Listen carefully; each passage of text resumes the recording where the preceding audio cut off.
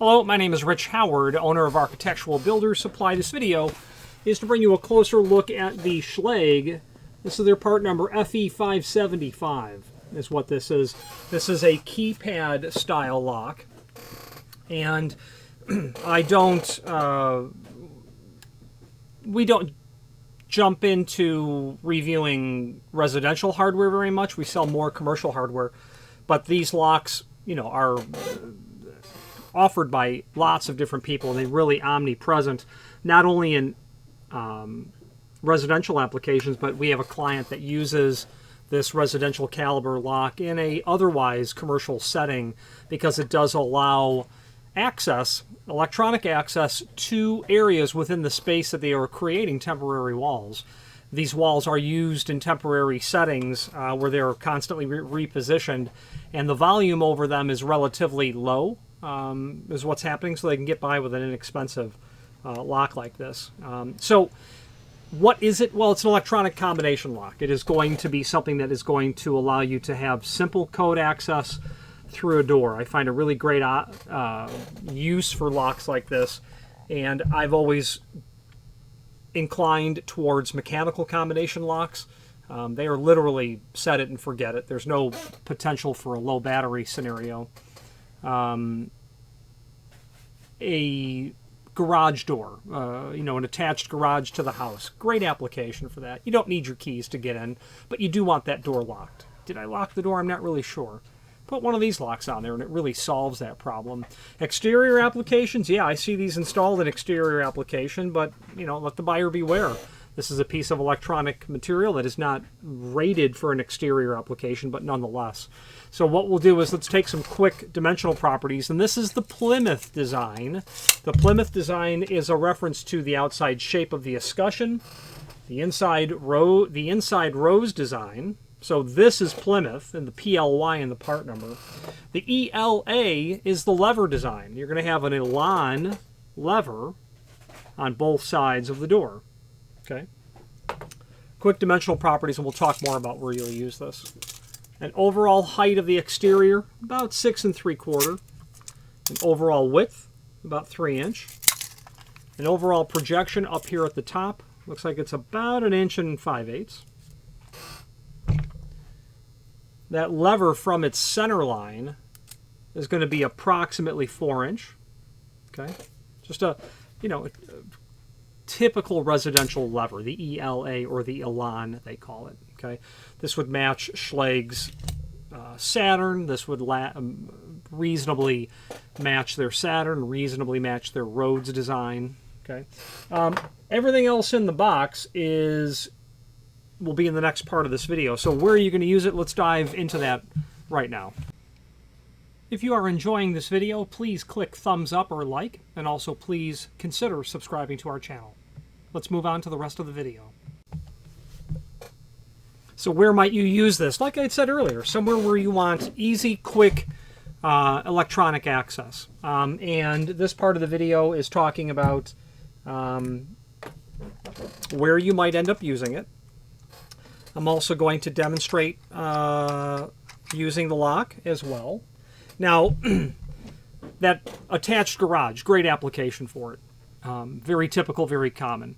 It'd be nice to be able to put it onto, in a commercial setting where you've got light volume and you want to simply have electronic control over who can pass, let's say, from a common hallway into a store's retail space. Maybe access control to a supply closet, something that just gives a reasonable amount of control in the event that you're probably going to have maybe a master key that's out there. One person will have the master key, but it's nice to be able to conveniently get in with just that code. Okay, so what it would take in order to do this is to know the code, and the installation instructions give you 3 codes. The first one is the programming code. You don't need that unless you need to make a change to the access codes. There are 2 access codes, which is the, get the camera to focus on that. The A user code and the B user code. 2 codes will operate this. If you need to add a code, if you need to delete a code, you'll need the programming code. If you want to change the programming code, you'll need the programming code. So, put this somewhere where you can get access to it, is the bottom line. Okay. So in order to demonstrate how to use this, access code A was 7459. What we need to do is install the battery. This little trap cover here, super easy. Little 9-volt battery terminal there. I'm going to get my battery installed. Just put it down here in front of me. You may not have heard that on the camera, but it came to life as soon as I connected the terminals. Got the battery in, connected.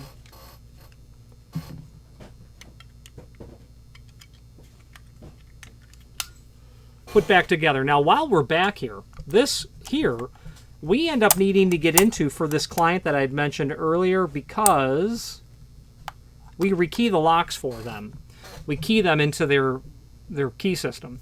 So that screw right there allows you to remove the cylinder. That will allow you to then disassemble the cylinder and recombinate it. My curiosity is getting the better of me. I've actually never taken one of those out, so let's do that now. So you can learn along with me. Obviously that screw's got to come out. I don't know that ultimately this has to come out to rekey it, but let's just take a look.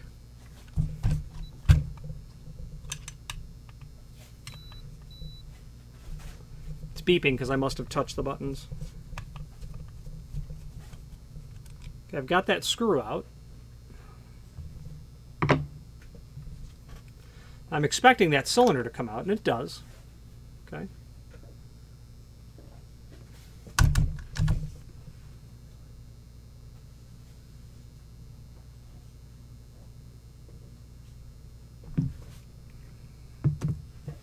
Gonna have to put on the bigger tool here. Oh, I see. Sure. Okay.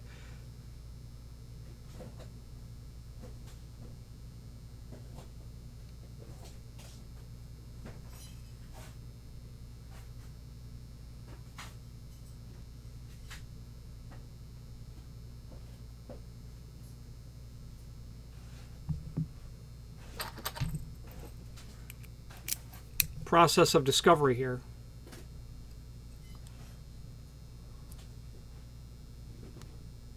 Schlage always has new ingenious ways that things go together. They are always evolving their product line.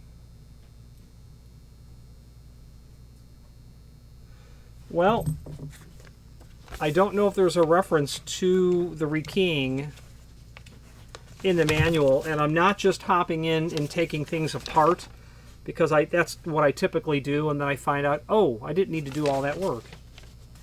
But I don't see instructions here on how to recombinate the unit, so we will continue this discovery right now. It did indeed take a second. We've got it now figured out. You don't need the key to remove that cam at all. And what happens is it will come with a pin release tool. This is a multi-purpose tool, if believe it or not. This does a couple of things. One thing it does is allows you to depress that pin that's there. And it's the right size to fit in there. We have our little tool. This tool is decades old. All you do is you get in there and you push that down, and when you've got that pin seated down, what can happen is you'll then rotate the cam. And what I'll do is I'll use the actual factory tool for it.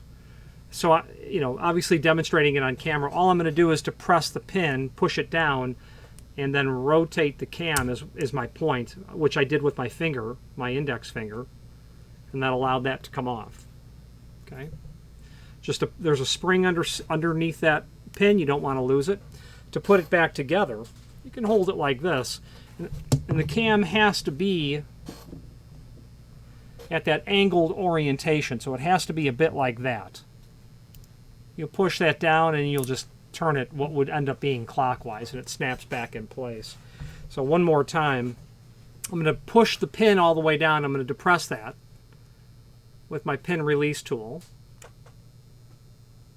Okay, and with my finger, I'm going to just turn that cam, and that will allow it to come off. You don't want to lose this pin, nor do you want to lose the spring that's inside of there, for if you do, you're going to need to stop the job until you can get these replacement parts. That pin and that spring are used on countless Schlage cylinders. To put it back together again. Just the cylinder is just like it would normally be, just vertical. The cam is going to be biased in this sort of orientation. Push it on. And then turn it what would be clockwise, and it snaps back in place, and that pin sits where it has to seat. Okay, now you're locked in. Oh, what I didn't show you was, showed you how to take this off, but what was the point of doing that? The point of doing that was, and I won't go so far as to actually demonstrate it, but at this point, all you have here now is a C-clip. That C-clip you're just going to take off, then you'll be able to use your key, your plug follower, and then recombinate the lock as you would any other Schlage lock. Not any other Schlage lock. Almost any pin tumbler. No, that's not even true. Non-security pin tumbler locks is what I'm going to say to that. Not any other Schlage lock. Schlage made a wafer, and I believe actually they may still do. They may still make their wafer locks. There was an A53W. There was a W in the A line somewhere. It was a wafer lock. And of course, Schlage makes an SL platform, a high security platform, and it has L pins, L finger pins in it. So I'm not sure if we're calling them pin tumblers. I guess that we would. Anyway, and I'm sure there's something that I'm missing as well. And of course the check pin for Everest and Primus. So anyway, that's how you would service that cylinder. So we'll put that right back in the way we found it.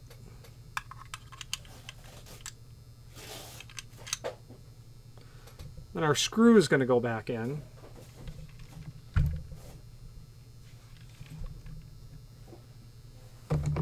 What I don't want to do is lose it down in the cavity, because that'll just slow down the process of, if you've got 20 of these to rekey, you don't really want to be there all day shucking, screws that have fallen into that cylinder cavity.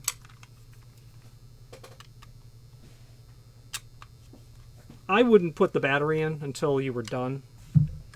So now we'll put our snap cover back on for the cylinder, okay?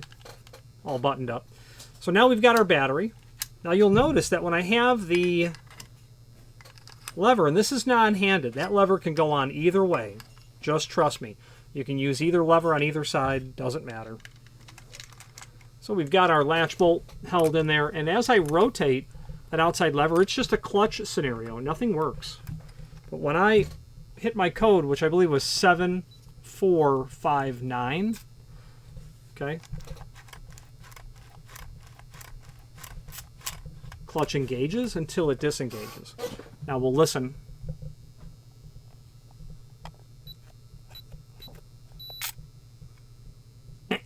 Probably heard that until you heard it again. There you go. So that's how this works. Okay. Since we are on the electronic component aspect of all of this, the installation instructions are packaged with, as I had mentioned, your programming code and your 2 user codes are here. They talk about, in the installation instructions, how to go about changing everything. Okay. And all you have is adding a user code, and I don't know the maximum limit on user codes. It's probably lots. Dozens would be my guess. You can delete user codes, and you can change the programming code. So I want to take a look at the steps just to bring to your attention anything that is important.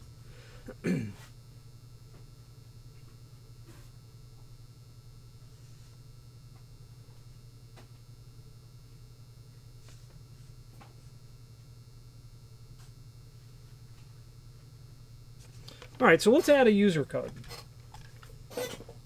So what you have to do is enter the programming code, which is 146413.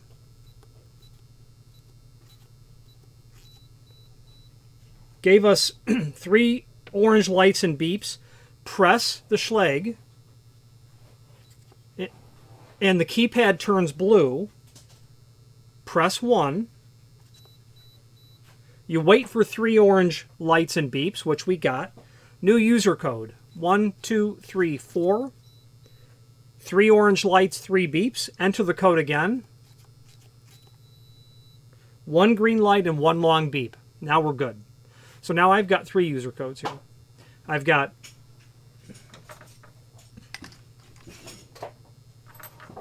(7459) was user code A.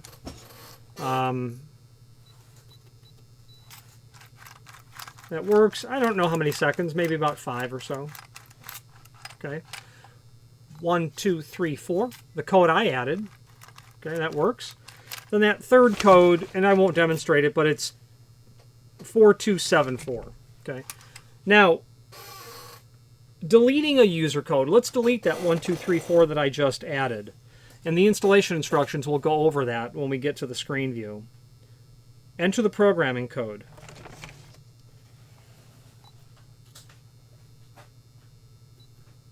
One 146,413.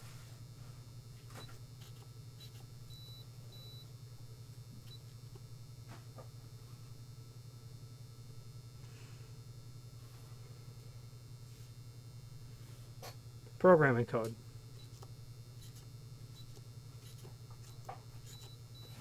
Three beeps, 3 orange lights and beeps. Press the Schlage button. Keypad turns blue. Press 2. 3 orange lights, 3 beeps. Enter the unwanted user code. 1, 2, 3, 4. I didn't hit the 1 correctly at all.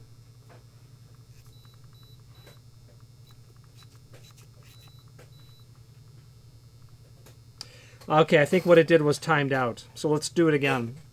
We're going to enter the program code 146143.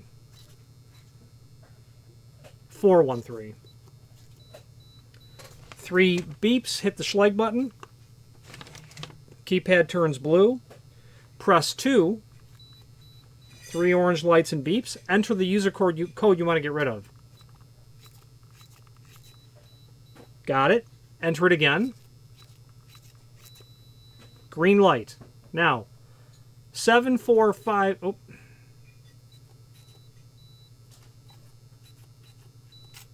7459 still works. We're going to assume user code 2 works. 1, 2, 3, 4 does not work. We've successfully removed that. Entering the changing the programming code is the same thing. Enter the code. 3 orange lights, 3 beeps. Hit the Schlage button, then press 3. Enter the new programming code. 3 orange lights, 3 orange beeps. Enter it one more time. 3 orange lights, 3 orange beeps. You're done. So that's literally the process. 1 is adding a code.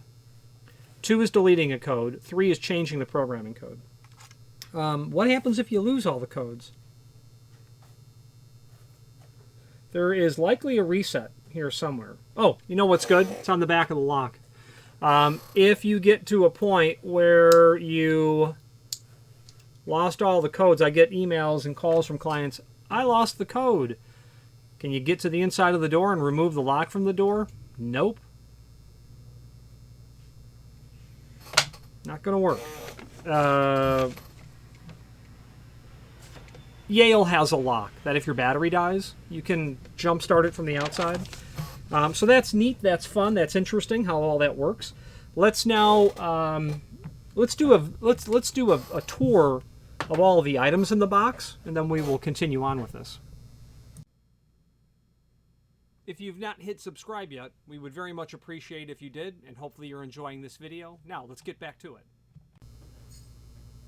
Here we go with a tour of the items. Here's obviously the business end. Your levers will go on, your inside rose assembly, your lever will go on, a couple of screws. You're good. Battery inside of here, cylinder inside of here. I'm actually going to remove the battery because this is just a lock that I pulled off the shelf. You know, how long does a battery last? You know, that's a common question. How many times will it be used? What's the temperature? What's the life? How was the battery? You know, that test usually works. If you get a reaction on your tongue, you probably have a battery that works. So the business end, and obviously the 9-volt battery. Inside rose, Your lever is going to fit on... You'll have to install this so that it's handed. You've got a spring tab here. You can install it on this side or you can install it on that side. The spring tab matches up with the hole that's in the stem of the lever. That's where that has to go. If you install it on the opposite side or the incorrect side, you can only put that together one way, okay? But you'll install it one of these two ways. Didn't give you the diameter of this rose. That might be nice to know. About 2 3/4 or so, maybe 2 11/16. Obviously the latch bolt. This is a deadlocking tab. When that latch bolt is installed correctly, that tab will be held back and you can't depress that. Now, this is not listed for use on a fire door. This does not have any credential on the edge of the latch bolt for use on a fire door. When we switch to the screen view, we'll look up and see there has to be a UL option for this to install it, because that attached garage house door, that's usually a fire rated door. It is a fire rated door, so you'll technically need the UL option on this lock. With the latch bolt, you're going to get the drive-in option. You would be able to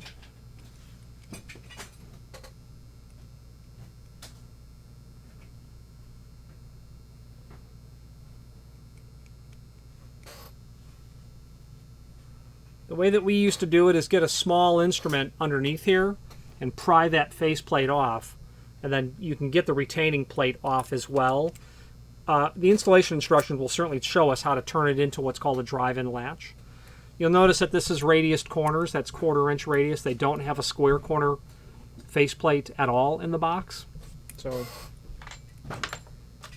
as is the same for the strike plate. This is a 2 1/4 inch full lip strike, or a D strike. You can see why we might call it a D strike. That has 1/4 inch radius. It's 2 1/4 tall. The lip length is about 1 1/8 inches, which is pretty typical for residential locks. You'll have... You shouldn't need more than 4 screws for this. Pardon me, 6. 2 for the lock, 2 for the latch, 2 for the lock, 2 for the latch, 2 for the strike. 6 screws. That's all you need. Obviously, you're going to have keys, mechanical backup. In the world of locksmithing, we obviously watch access control. We participate in access control on a daily basis. It's becoming, and has been, marching slowly since the 1970s as a bigger part of just locks that you'll encounter.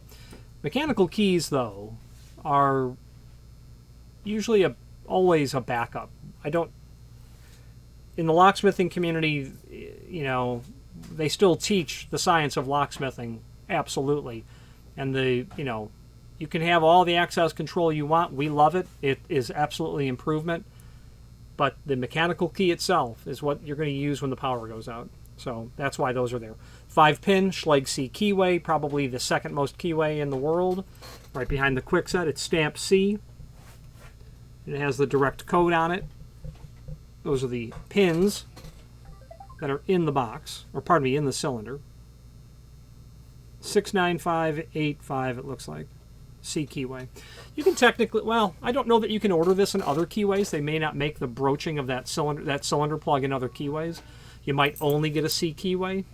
So the point of you buying this lock is to not use a mechanical key. We understand that. The pin tool that I had showed earlier, and of course your installation instructions. Now, let's switch to the screen view and let's take a closer look at all of this information. If you've made it this far into this video, you must be determined to see it through to the end, and we appreciate your hanging in there with us and watching this entire video. It means a lot. It takes a lot of work to create these videos in the sense that, it's time taken away from doing other things. However, the advantage for me personally of creating these videos is the fact that it does allow myself to either learn about something new, to reacquaint myself with something, or to reinforce what I believe that I already know. Any comments that you might leave down below would be greatly appreciated. Thank you. Here is the lock that we are working on. Let's take a look at the images that we have. La la la. Okay. On here is some additional information. Your part number, your design, your finish, which is 626 satin chrome. I'm going to think that the C here means C section or C keyway, my guess. 16086 is the latch bolt. They're keyed differently. They might need to justify columns here, perhaps. 10027 is the strike for an 1 3/4 thick door. That's the part number for the cylinder. That's nice. Occasionally people will call and need to order a cylinder. And if you start with knowing the part number, you're in real good shape. The outside chassis. All of the contents of the box. The back of the chassis with the covers removed. The levers and the inside rows. The latch. It's called the deadlocking latch bolt. You use that on all keyed functions and exit locks. You would always want this guarded latch, and fire rated applications as well. And again, this does not have on it what it needs to be fire rated. The ancillary items, your 2 keys. Okay, now installation instructions. And we'll go through these just to see if we spot anything that we've missed.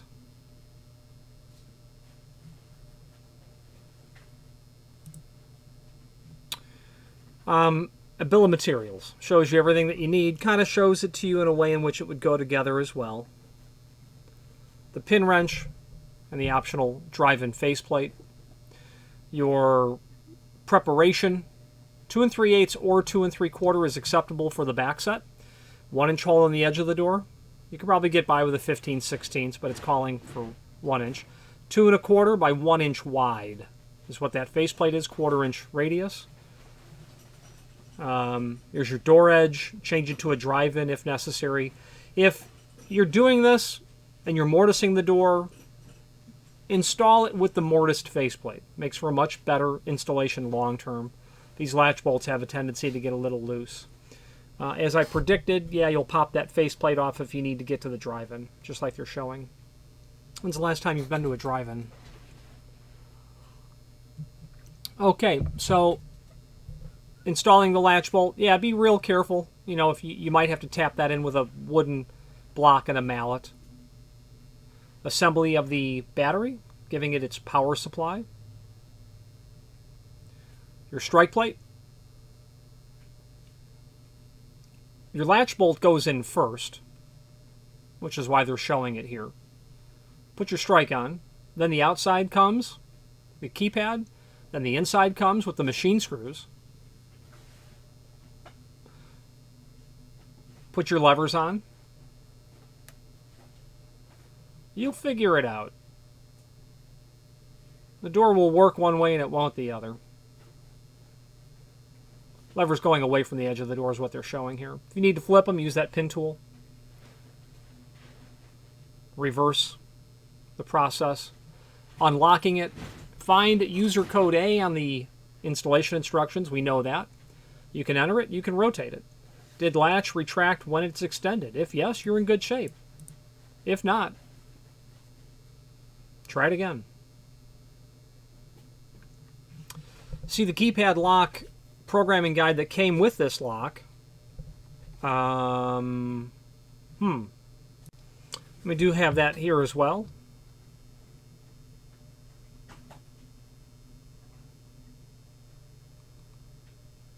I'm just scanning this to see where the programming guide is. Okay. So lock, okay, so that's the BE365 FE575. Locking and unlocking.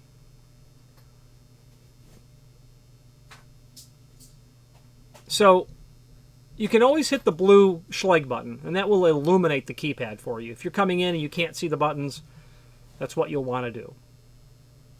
Enter the user code in the keypad, rotate the lever to open the door. Door will automatically relock. Key override, that's obvious how that's going to work. So apparently you're going to rotate the key, and I didn't actually try this. And this is going to mechanically engage. the spindle. Yeah, okay. So turning it 90-degree clockwise is what did that.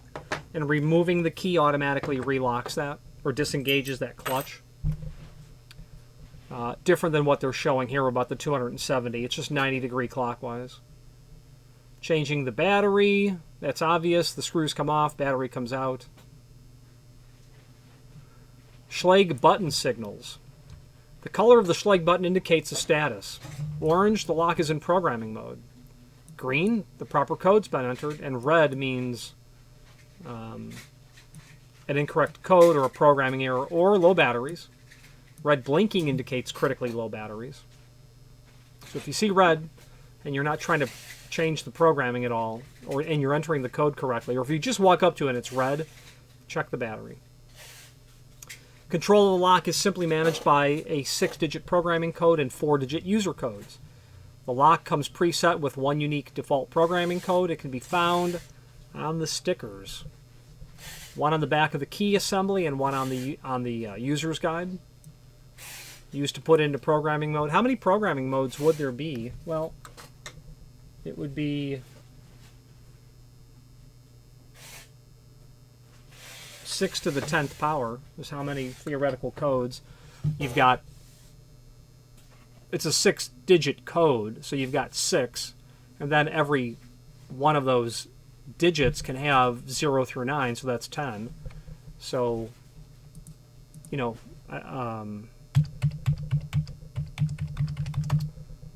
there can theoretically be 46,000, 46,000+ programming codes. Not a chance likely that you're going to bump into your neighbor having the same programming code.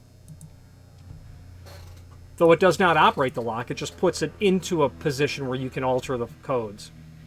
The first 4 numbers must be different from all of the user codes currently in the lock. So, well, actually, no, that number's wrong.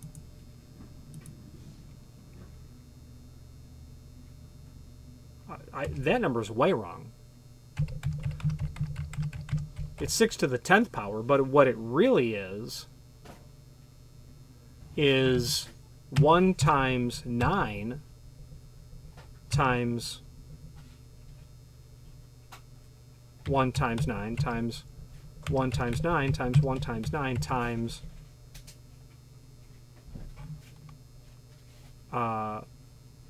so you've got 6 to the 10th power. But the first 4 digits can only have 9 potential codes because you can't share a code. So really what that would be 1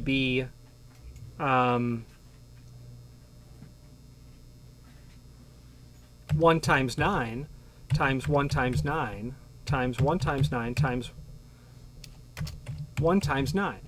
Then it can be 1 times 10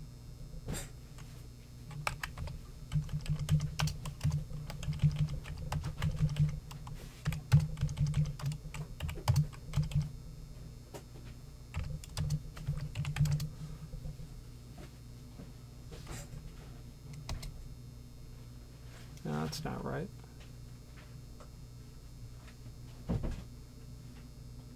I went through there and put plus signs, realized that's where my mistake is. It is all...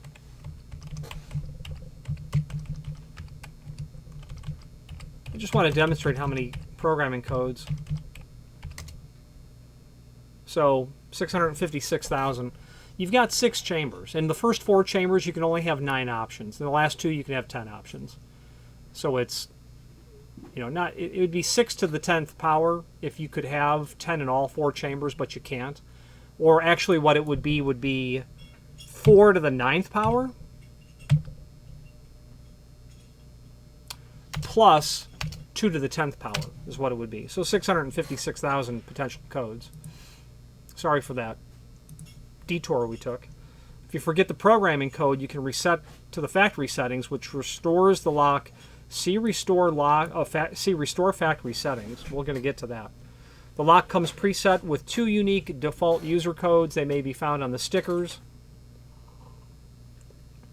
It is up to you can have up to 19 possible user codes. Okay, so not dozens or scores.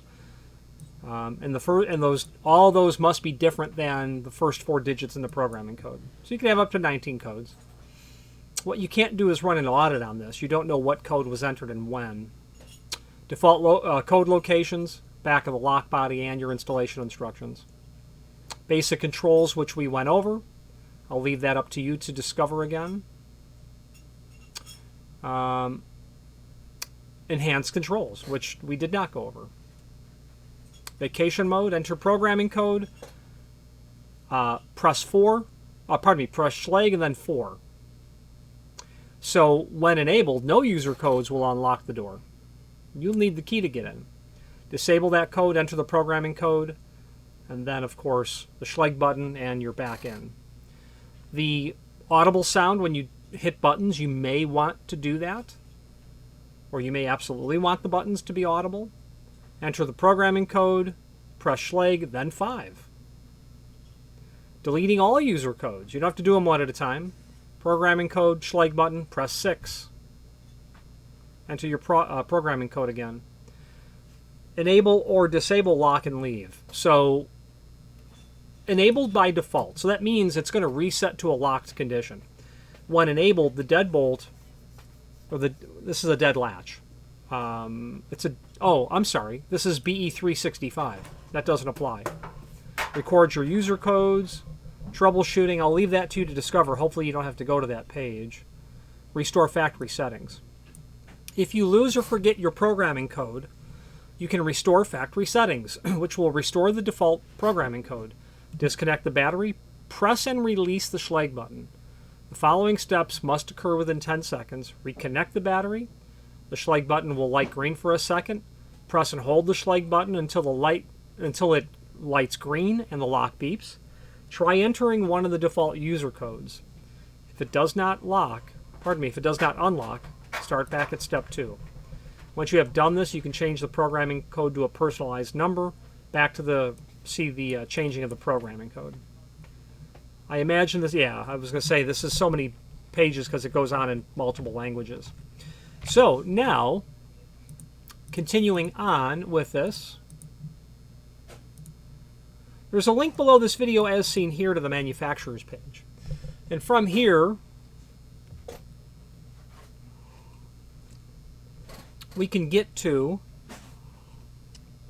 not only all of the Schlage products we sell, and admittedly it's mostly commercial, but also a link to the manufacturer's website, but also a link to the manufacturer's full-line product catalog for commercial products. This is residential, and it won't be in the commercial price book at all, nor in the full-line catalog. Schlage Residential and Schlage Commercial are literally 2 different divisions at Schlage, meaning you contact one and not the other for particular information. So I know that I have a residential price list. I'm going to fire that up. And I want to type in FE575, and we're going to find it. And the point of this is I want to show you the different levers.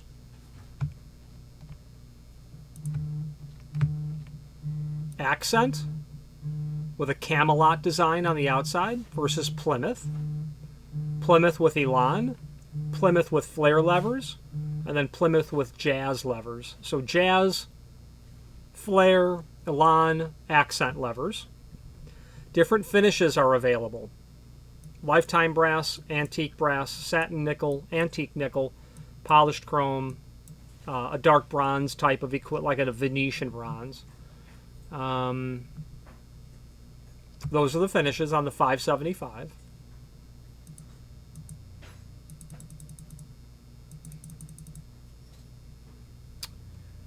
Let's see.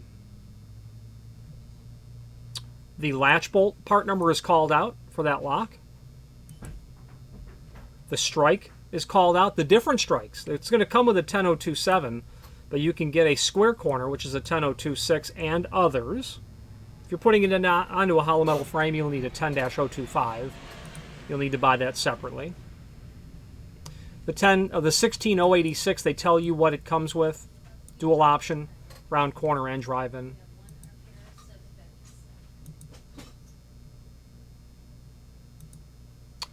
And what I'm looking for now is whether or not it's available as a UL lock.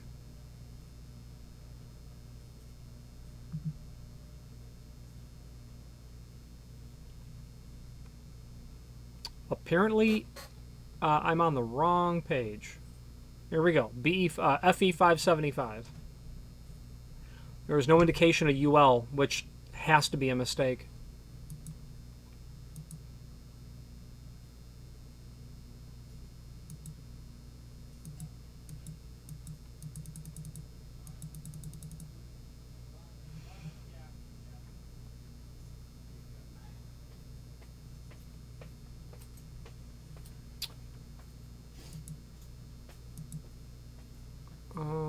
Okay, I see no reference to a UL option on this. That is unexpected. I'm going to ask the factory to confirm that, and I will post a answer down in the bottom of the page when I get that answer. It's hard to believe there is not a UL version for this. This lock is going to be installed in UL requirements. Okay, we will leave that for a mystery at this very moment. I will, like I said,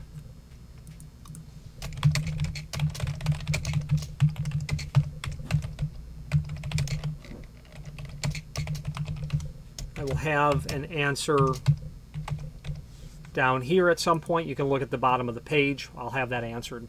Let's wrap up this video on camera. Regarding the links to ads that you might see in this video, we do apologize for any interruption to a smooth viewing experience. And hopefully the ads that are being presented to you are related to the base product. And if there is something, feel free to click on those and perhaps consider taking a look at what that other advertiser is promoting. Let's get back to the video. I hope this video provided some overview that was of benefit to you in understanding the lock. Simple and straightforward. A lot of people make these. Why would you want a Schlage lock versus others? Well, Schlage makes a good quality lock, whether it be an FE575 all the way up to a, to an ND96EU.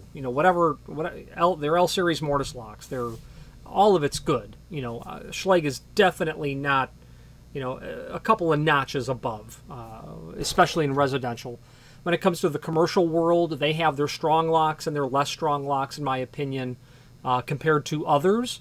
But it's you're splitting hairs at that point. Their grade 1 cylindrical, their mortise lock is all exceptional. I would personally prefer a lock maybe in a grade 1 cylindrical from another manufacturer if it was my project, but I wouldn't hesitate for a moment to use any of the Schlage products. Their customer support is extremely good. Their technical support is substantially, outrageously, phenomenally amazing. Extremely helpful at all times. It's rare that someone will call and say, I didn't get the right answer from Schlage. That's pretty rare. If someone says that, then they didn't ask it the right way. Just really helpful people.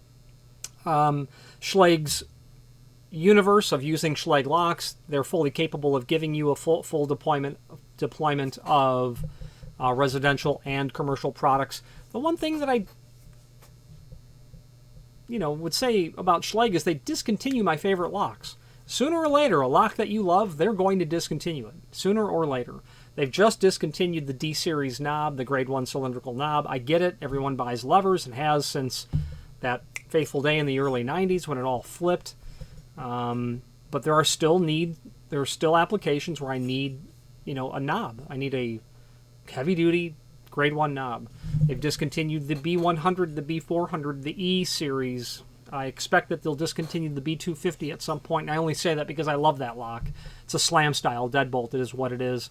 A B250 series you would use on gates where you want it to lock behind you, but it's just a deadbolt. It takes an 1.5 inch hole, can handle all kinds of door thicknesses, UL listed, hold back, non-hold back features, etc.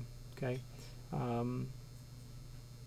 I think you stick with Schlage because they support their product really well, is what they do. Plus, the stuff's generally in stock. You can get your hands on it. Any questions on the FE575 or any other Schlage product, please feel free to reach out to us. And thank you. Again, thank you for watching. And if you've enjoyed this video, please click thumbs up. Please subscribe and maybe even send the video to someone that you know. Thank you.